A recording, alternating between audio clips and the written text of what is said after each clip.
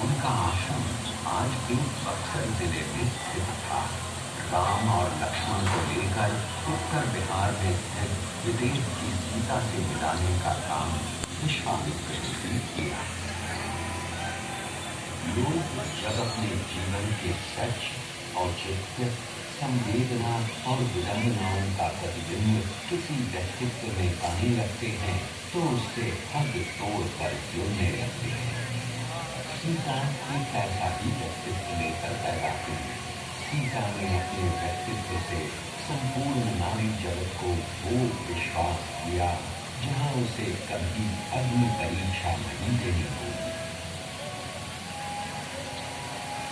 बिहार की कहानी को थोड़ा आगे बढ़ाते हुए महाभारत काल में आते हैं। इस काल के दो महान योद्धाओं को याद कर लेना जरूरी है। पहले मगध के जरासंध और दूसरे अंगराज कंस, जो कि वर्तमान भागलपुर जनपद के राजा थे। भागलपुर में कर्ण का किला पुरातात्विक धरोहर के रूप में आज भी मौजूद है। क्योंकि कर्ण किसी राजघराने के वारिस नहीं थे, इस कारण उन्हें पद कर अपमान का भूत पीना पड़ा था। वो एक महान धनुर्धर होने के साथ साथ महादान प्रतीक भी थे और इस व्रत की रक्षा में भी उन्हें जान गंवानी पड़ी।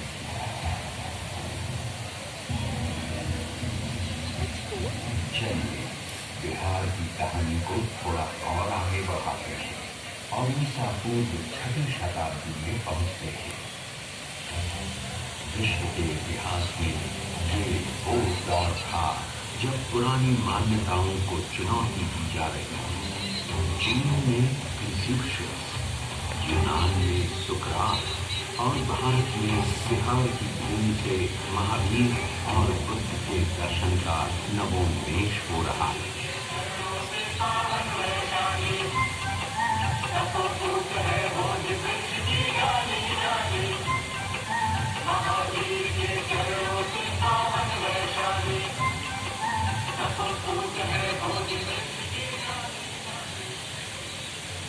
भगवान महावीर राजघराने में जन्म लेने के बावजूद बचपन से ही सांसारिक जीवन से विरक्त रहना चाहते थे। 30 साल की उम्र में वे घर छोड़ जंगलों में विचरने लगे और 12 वर्ष की कठिन तपस्या के बाद उन्हें आत्मज्ञान प्राप्त हुआ। इसके बाद उन्होंने पैदल घूम घूम कर लोगों को अहिंसा का पाठ पढ़ाया और जीने का तरीका बताया। उनका एक प्रमुख दर्शन था अनेकांतवाद।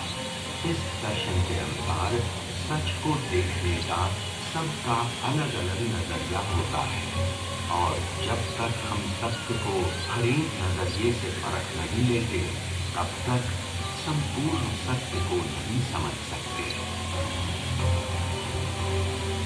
जब महावीर स्वामी केवल ज्ञान की शिक्षा दे रहे थे, लगभग उसी समय एक और महापुरुष सिद्धार्थ गौतम मगध के जंगलों में ज्ञान प्राप्ति के लिए घोर तपस्या में लीन थे। इतिहास इस बात पर मौन है, पर हो सकता है महावीर और सिद्धार्थ गौतम मगध के जंगलों में एक दूसरे से मिले होंगे। आज से ठीक 2600 साल पहले वो भी क्या दृश्य था जब सिद्धार्थ गौतम ने गया से 15 किलोमीटर की दूरी पर निरंजना नदी के तट पर पीपल के वृक्ष के नीचे अंतिम ध्यान किया था।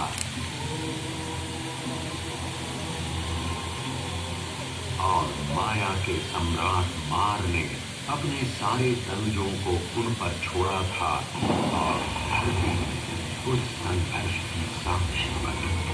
संपूर्ण बौद्ध जगत में बोध गया कि इस जगह को यूं ही ब्रह्मांड का केंद्र नहीं माना गया है।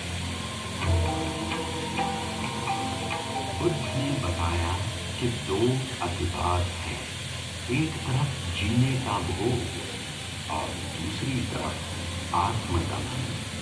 एक है खाओ पियो और मौज करो क्योंकि कल मृत्यु है, दूसरी इंद्रा कहता है, सारी इच्छाओं को मार डालो, क्योंकि इसी के कारण पुनर्जन्म लेना पड़ेगा। उन्होंने इन दोनों रास्तों को छोड़ने को कहा।